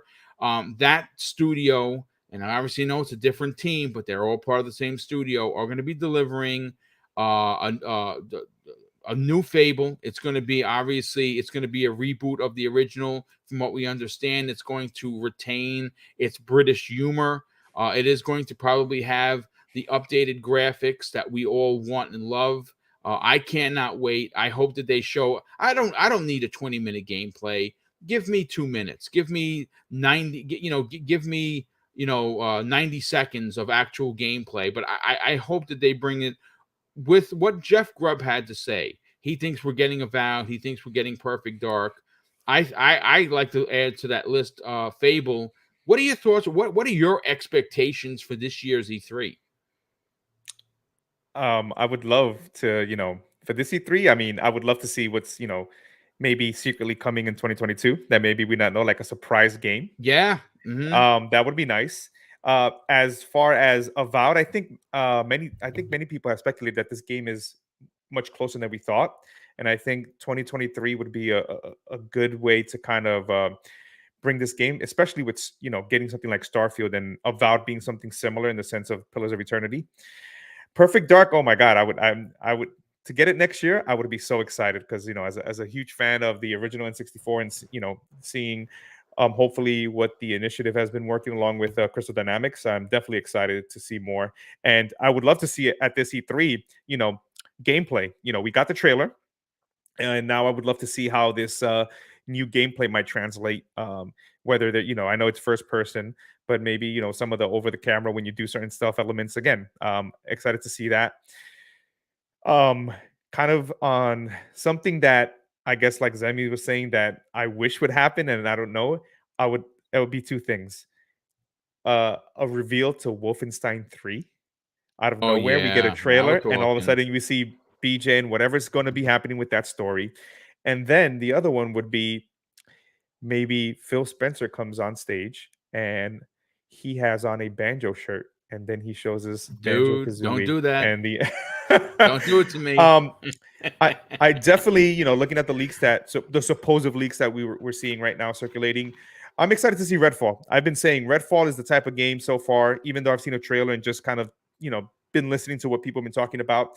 I am a huge fan of, vampires. I know zombies have been over, and I love vampires. And like I said it before, when I talk about Redfall, if you can give me an experience where it's similar to The Strain, like I keep saying that, yes. For some reason, when I see this game, it reminds me of The Strain, where I can go Strain with my was friends. A great series, dude. A lot of people missed out on that. That was a great series. And if I can get a concept like that where I'm hunting down vampires and I'm taking out these elders while I'm taking out parts of the the map of this town, it's exciting. So I definitely want to see more Redfall.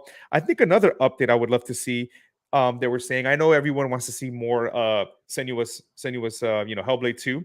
Yeah, I would love to see an update on Project Mara and what that is, because apparently that game is supposed to come out before Hellblade. Yes, because it's a smaller project. It's a smaller project. It takes place in one flat in London, from what I understand, and it's a haunted experience. It's supposed to be like not survival horror, but I think it's going to be very close to what we saw maybe like with PT, the demo. Yes, and I would love that, And then finally, give me if you have a little vertical slice of State of Decay. State of Decay 3. Oh yeah, man. Give me that, show me these animals that you saw, and maybe give us a glimpse at UE5 and what they're doing to kind of make it look different. Agree. And the art style. That way, I'm saying, okay, cool. Now I see the evolution of State of Decay 3, and then again, gets people excited who have been waiting for that game. I would love to see just what State of Decay 3 looks like in the Unreal Engine 5. Because remember, they used UE4, right? And I thought the game looked fine. I thought the game looked great, but I cannot wait to see what that team, which has had a significant amount of time They got the development dollars to do it now. What that game is going to look like. Personally, one of the things that I am very much hoping for is I enjoyed the multiplayer aspect. That's what the game that's where the game really stretches its legs, so to speak, especially when you're with buddies. Because obviously there's a lot of tense moments in that game, dude. Like I remember sneaking around, skulking around with like, you know, all of this stuff to put into the trunk of my car so I can bring it back to my survivors. And you know, they're the big fat guy out there, which you know you don't want to go toe to toe with him. And a lot of times it's at night. At night is terrifying. But to be honest, I'm hoping that there is a single player aspect, a campaign where you because first of all, the female character that was used in the trailer that we saw, the CG trailer, that yelled at you know, when she saw the deer for the first time, we saw the holy crap, the animals are now zombies. I kind of really want to play as her. Like I want to use her character because that's who we saw first. Now we know that you design your character. I kind of hope that there is a single player aspect to this as well as a multiplayer. I think that would be awesome. Boom. So my final two things, talking about State of Decay, maybe a tight story, story narrative that teaches you the elements of the multiplayer to kind of introduce you. 100%. That way you're getting used to it and you're kind of getting to the system. So when you do go into multiplayer, it is, you know, you already know because you played the campaign. The way I look at it, and again, I want to make this clear, I have no information on this, but in the sense of diversity of how I've seen Game Pass and first party, you go in with Redfall that gives you your single player / co-op for the fall, whenever it comes out. Then you give your big open world, immerse yourself RPG with Starfield. And then if it's still true, you give the spectacle that's going to be Forza Horizon 8, Motorsport 8. And there you have your kind of your pillars of your games that are going to kind of hit all these different genres for the holiday season, along with whatever third party, whether it's coming to Game Pass day one or it's coming, in that area to kind of set yourself up for the holiday. I agree. Absolutely. Yeah. Master Jazz 09 in the chat says State of Decay is your make your own adventure survival based management game, and it needs to stay that way.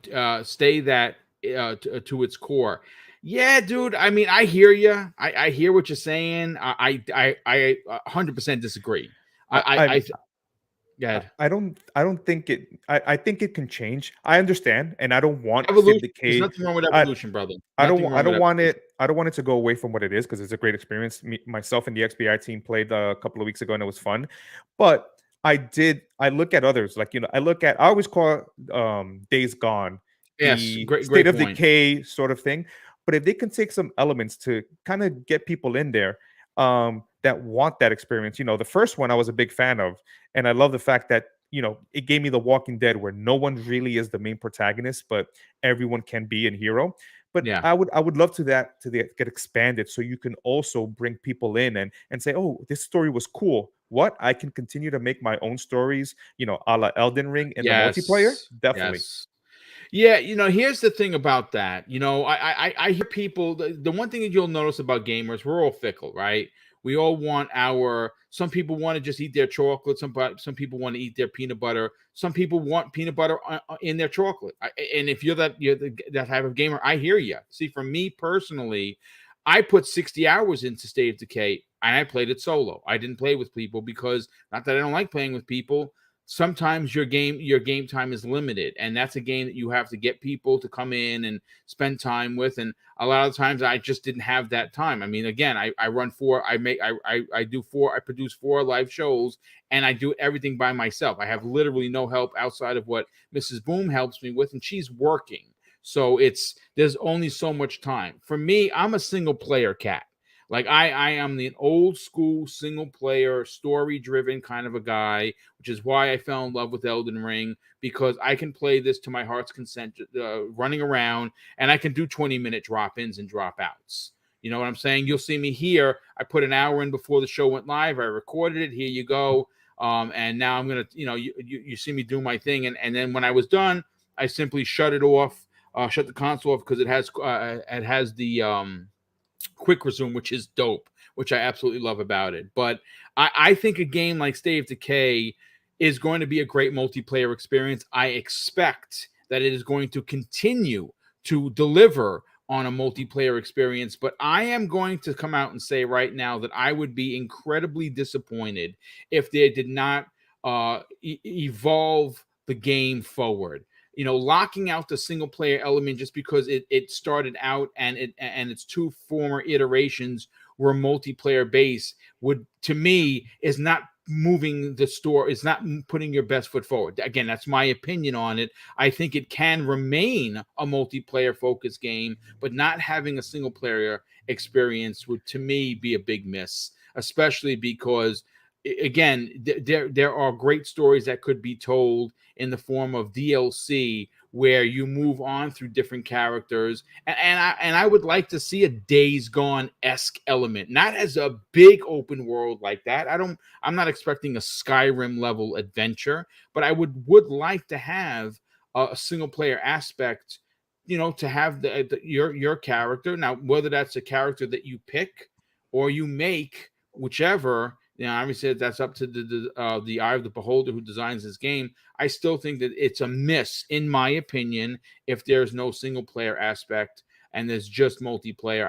I think it's a miss. That's just me. One of the things that I loved about State of Decay was the way you make your own stories. You know, I remember having my character and I built her up, and she was the leader of my group, and then getting caught in the middle of a horde in State of Decay and then losing her. Yes, I still want that because I felt connected. So I think there's a way to still tell stories by making a character and kind of building some very good. I mean, look, Nintendo, Link doesn't talk, and they make great characters around him to make the story move forward. So I think they can do the same thing while still giving you what people want, making their own stories within this world of State of Decay while giving you a strong narrative as well. Yeah, no, I absolutely agree. VJ, let's get your opinion on this, and we're going to move on to the next topic. I mean, listen, we went from what our expectations are at E3 to talking about State of Decay, and I don't mind if you touch on both subjects. For you, this is not a make or break year for Microsoft. They are literally have been in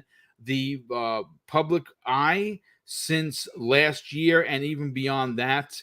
They are literally killing it when it comes to public perception.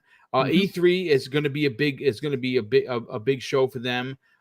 We, again, coming off of last year, which was magnificent. I want to know what they're going to do. Jeff Grubb seems to have an idea that we might see Avowed. We might see Perfect Dark. I believe, and I'm on the same page as Joanna Dark and Zemi Games, that we might get Fable as well. We could get Compulsion's game finally, brought into the light. For you personally, what are you expecting from Microsoft at this year's E3, whatever that turns out to be? If you cast your mind back, Boom, to last year's review of the show, I was the only one on your panel that gave it a 10 out of 10. Yes, indeed you were. Yes, a 10 out of 10. And yeah, everyone was hovering around 8.5, maybe a 9. Oh, might be a 7. Anyway, I'm with you. I think it's this E3. I'm really excited for it. Not just from Microsoft, but just from everybody. And I hope everybody brings their A game, because I think we're entering into I know we say, oh no, we're in the golden era of gaming. I think I've been saying that for every year for the last 30 years.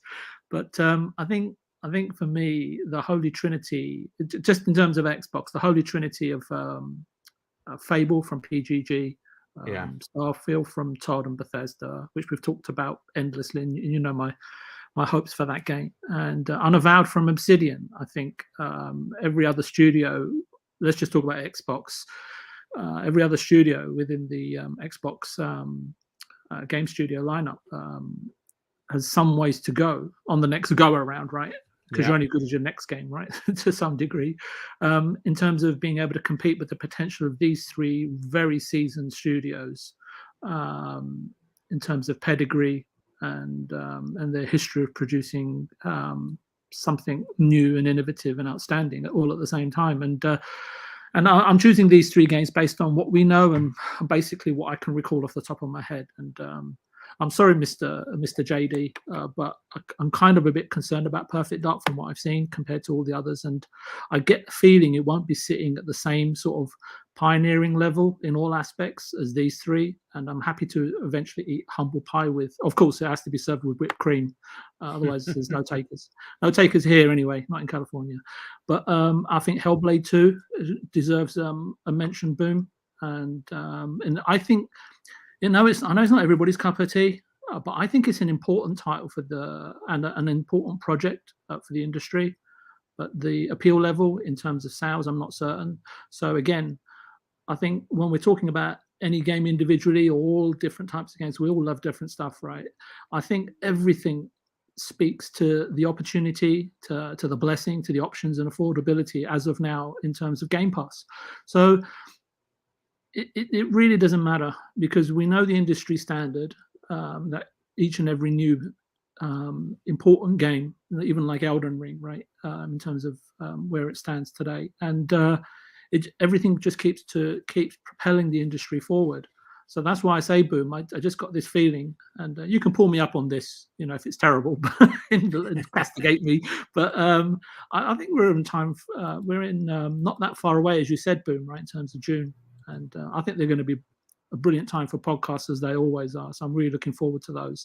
And I think we're going to be in for lots and lots of surprises. But I'm not just looking at Xbox Studios. I'm just looking at what everybody's going to bring to the table, because I do enjoy single-player games like you, Boom. But I enjoy games on all different formats, because they all offer different experiences, because it's not necessarily the machine, it's not necessarily the company that owns the studios, or whether it's Sony, Microsoft, Nintendo. It's the creative individuals behind each and every studio, and the potential of what they can bring, especially when they've got the support of the publisher or the platform holder. That really excites me. And that's why Unavowed from Obsidian, as brilliant as they've been under the harsh conditions or difficult conditions of someone like Take-Two, because obviously, Bethesda and Playground Games have had plenty of money, right, and support, and have huge team sizes. But Unavowed from Obsidian, I really want to see what they do with that, and Outer Worlds too, because I'd love to see them. And I think they've got the potential to sit, as I say, at that pioneering sort of head table amongst all the others, regardless of their team size. And yeah, those are my hopes, and I think we've only got fun to look forward to at the end of the day.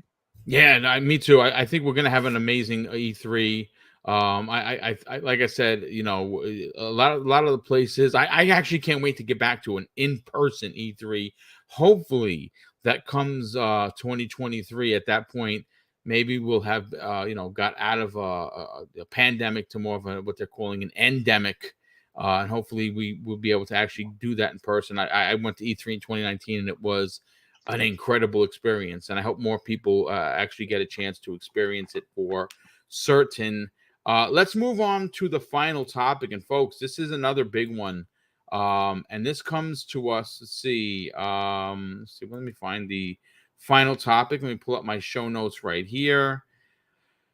Well, thanks to Skullsy TV, who has been a panel member on this particular show for numerous times. We have new information that Bethesda has filed a 2022 trademark for a game called Spy Team. Now, this is now the second time they are refiling it for I think they filed it first in 2020, and according to Skullsy TV, who did a video on this on January 28, 2022, this filing was re-upped, if you will. And it's pretty interesting because the game in question is an online team-based PvPvE third-person shooter based on a major comic license. And obviously, this comes the way of, according to a LinkedIn on a former Roundhouse Studio senior programmer. I don't know what this game is going to be. I know that they have a lot of work that they're doing over at Bethesda. Is there any chance that this is something to do with a Marvel IP? I don't know. Is it DC? Is it, again, I don't know. Is it, Image Comics? Hard to say. Based on what we're seeing here, Mr. Joanna Dark, What do you hope that this game is? Obviously, the game was originally started by Human Head Studios that was now transitioned over to Roundhouse Studios once ZeniMax picked them up. Is this something that that excites your comic book nerd inside of you? It does, but then when I hear the shooter, I'm thinking about DC. So are you only going to include, if it's DC per se, is it only characters within the DC universe that can use weapons, maybe can shoot lasers, or if it's Marvel, is it, a game within the world of the Punisher, maybe, other comic book. I'm not really familiar with Image, but it is, listening to this, and if it's something on an iconic, I mean, I may be overthinking it, or maybe thinking too much about the shooting aspect, because that could mean anything. Again, there's a lot of superheroes that have superpowers that they can shoot, lasers, they can shoot, you know, all these different things. So I would love to see something, we did have DC Universe Online, which has been for years. So I would love to see something Marvel based, um, Yeah, me especially if too. you have all these amazing properties in there that you can run around. I know that there was rumors for years that there was a Marvel game in development, an MMO, and I'm not sure. Sometimes I heard it was for Xbox, sometimes I heard it was for Sony, but I'm definitely interested. And when I was thinking of the name Spy Team, I guess because I'm looking again too much into it, what if it was a cool, type of team-based stealth game? Something in the vein of, kind of, say, Splinter Cell, where Mercs versus Mercs or something like that. Yeah. Again, how can that work? Into an MMO? Who knows? Again, that's why I'm terrible at these things. But I definitely, like I said, I would be excited to see something Marvel, because again, we have something to kind of reference when it comes to DC. So I think Marvel would be pretty cool. You do have a lot of great characters that you can pull, from there. Whether it's, hey, Deadpool teaming up with the Punisher, or teaming up with someone like Blade, that'd be pretty cool. That'd be a pretty cool team. So definitely excited to hear more information about this at the moment. But besides that, like I said, I'm not that ingrained with thinking about what heroes have guns and everything like that. Yeah, I mean, listen, again, there is very little information outside of it. It is being made by Bethesda. It is a hero based property. They don't say whether or not it's of Marvel, DC, or otherwise. It's obviously they refiled for the trademark not to get expired. That again, the original Well, trademark was done in 2020, and they just re-upped it in 2022. Boom, what about, and I was just thinking, and this is thinking like really outside the box, what if it's something like Sin City? Well, And they I said, would I think, don't know. I mean, it's possible. I mean, it is a shooter, but they said a very popular, IP. iconic. Uh, uh, Okay. um, so I don't know if it would be Sin City. I'm gonna be honest with you. I'm not gonna front. I'd be disappointed as hell if it was Sin City, because I want them to work with Marvel. I Sure. want them to do something Marvel related that's they've never done before. And again, this is again, it's an online multiplayer game. I don't know how much of it I'm going to play because, like I said, I like my single player experiences, but I would certainly give it a go for But I sure. mean, if you look at, I don't know if you've ever had the chance to play DC Universe Online, they did a pretty good job of kind of putting in story narratives, giving you some story elements where you kind of went in there and kind of became part of arcs. So again, I don't know if you ever played DC Universe Online. And I thought it was pretty good when it came to some of the storylines that they provided, even though it was an MMORPG. Yeah, no, I agree with you. I mean, listen, it's only time is going to tell. This is something that's very early, but again, there has not been a lot of stories. I mean, the news has been quiet, specifically with Xbox. Xbox has been very, very quiet. I don't know why that is, because obviously, I think that right now they have a bigger fish to fry with the Activision Blizzard deal. But VJ, let's get your opinion on this. Obviously, Bethesda, listen, their pedigree is just boatloads of great games, multiplayer, something that they, that they did with Fallout, Fallout 76, which started out, not so good. It's very good now. Obviously, Elder Scrolls Online is another one that a lot of people like. But what are your thoughts on the report that they refiled for this trademark that apparently surrounds a very popular comic IP. Is it? And what was the actual renewal? What was the title? Or they didn't say? Or is it just a? Was it just a pseudo name that they've refiled? Yeah, I mean it's a code name. I have that here. Oh, okay. It's the code name for it is Spy Spy Team or Team. Yeah. I got it. I mean, it's been a decade for me, perhaps even longer. But I've bought a Dark Horse Image or a Top Cow comic because you mentioned that. But then again, I that's why I'm not certain if again if those are major or renowned comic sort of based licenses the world over. I might be wrong, and I really don't know much about the studio in terms of its structure, the tech, and the creative spark. If it's conducive in terms of the style of game or genre of game that they're going to want to make, or perhaps they've repurposed the studio and successfully obtaining a key license. I really don't know. When I first saw the topic, Bethesda and third-person character-driven game, I thought perhaps it might be in the Star Wars universe, right? Maybe a Han Solo game, given Todd's affinity with Indiana Jones and so on and so forth. So it's really difficult to tell, even from the trademark. But I don't know when it's going to be announced, or if it's. I mean, I don't know how reliable the gentleman is, right? Or wherever this news is, Skulls TV, is it? Or who? Yeah, and, he's pretty reliable. Yeah. So yeah, but then again, Boom, right? When you are producing something on a major license, right? Confidentiality is key. So trademarking something which is a little sort of unclear is probably the wise thing to do, just to keep everything under wraps.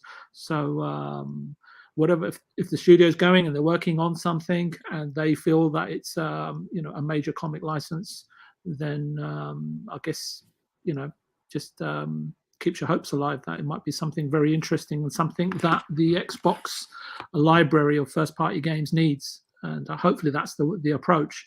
But again, I don't know when the project was conceived, when it began, whether it began before the acquisition or post. But the important thing is, though, obviously, it's going to be whatever it is going to come to Game Pass. Yeah, no, that's a great point. Anything that Microsoft so it would be listen, whatever it's going to turn out to be, it is going to be PvPvE, which means that there's going to be elements for single player, potentially. There's going to be obviously PvP, which does not interest me. Again, depending on what kind of game it is. If it's Marvel, I might be interested. I did play DC Universe for a while. Really enjoyed it. Would love to see again. I'd like to see Microsoft get into bed with Marvel. Again, we don't know. What's going on with Sony proper and MCU. And Marvel proper, if that's some sort of a handshake deal that the use of Spider-Man keeps them from making Marvel games on any other platform, we don't know that. Boom. Did you ever play a game called DC Imposters? Yeah, on the 360. I didn't dig it. Okay, I was just thinking, because that was a shooter within the Batman universe, so I'm thinking it could be something like that within a certain universe, and maybe they take some of those concepts. It's certainly possible. It's certainly possible. But listen, folks. Again, the news has been very, very light. I hope you enjoyed the show. If you, of course, are still here, then obviously you're enjoying the banter. The show is going to end a little earlier than normal. We're 10 or 11 minutes early because obviously we didn't have a big panel today. And I want to thank all the super chats that came in. We have Voidlock Spartan drops a $2 super chat and says, do you think someone is going to buy NetherRealm Studios? Yes, I do. I think it's going to be Xbox. I just don't think that it's going to be now. But again, that's just my opinion on it. We also had Jerron TJ dropped a $2 super chat and says, I hope that they show State of Decay 3. That makes two of us. I think they're going to. I think that the game has been in development for quite some time, and I think we're going to be completely blown away at this year's E3 for certain. But let's get to the outros. And we'll start first with Mr. Joanna Dark. Thanks for being here, brother. Tell everyone where they can check you out on other programs. Obviously, you are on Xbox International. Tell everyone where they can check that out, and where can people reach out to you on social media? Yeah, on social media, you can find me on Twitter. That's big_n_boss. Then on Wednesdays on the Crazy Lou Gaming channel at 7 p.m. EST. On Xbox International, along with Silent Cypher, Crazy Lou Gaming, and Sourblow. And then on Thursdays, I record with my friends and colleagues, Albert and Jasmine, on the Nickel Gaming Show. And then, of course, I'm here on Tuesdays on the Xbox Factor podcast. Yes, well, glad to have you a part of this show each and every week, brother. Thank you for being here. And, of course, can't wait to see what you bring to the table on your other programs. VJ, welcome back, dude. How are you? Where could people reach out to you on social media, potentially to strike up a conversation? And are you doing anything else in the podcasting business? I just wanted to say, Boom, if it's okay. Well done to Zemi again. Yes, absolutely. A beautiful game by a relatively modest man. And he might actually be the guy to help lead 343. Who knows? And you never know, man. You just never know. So it's back to Elden Ring for me, and school for that matter. And yeah, I'm on midweek gaming, but it's not on tomorrow. So Mr. Stubbs is having something done. So he's back next week. So I'll be on that show next week. And nice. I'm not that active on social media. So if everybody in the chat and everybody who listens to the show, just follow these two gentlemen, because I'm assuming that you both produce content and are quite active in the community. And I'm just glad to be part of the show, Boom. So I hope to see you next week, Boom. And obviously you, Mr. JD, and the audience in the chat. It's been a really great show, actually. A bit cozy, but I enjoyed it. And again, Boom, thanks for having me a part of your show. I really appreciate it. Yeah, no problem, brother. You earned your spot, and we love having you here. Thank you again to all the super chats that came in. Bunty, I looked for your super chat, brother. I did not see it. I went into YouTube and pulled out the stats there. It was not there. I don't know if it went through, but I definitely appreciate you obviously supporting the show like you always do.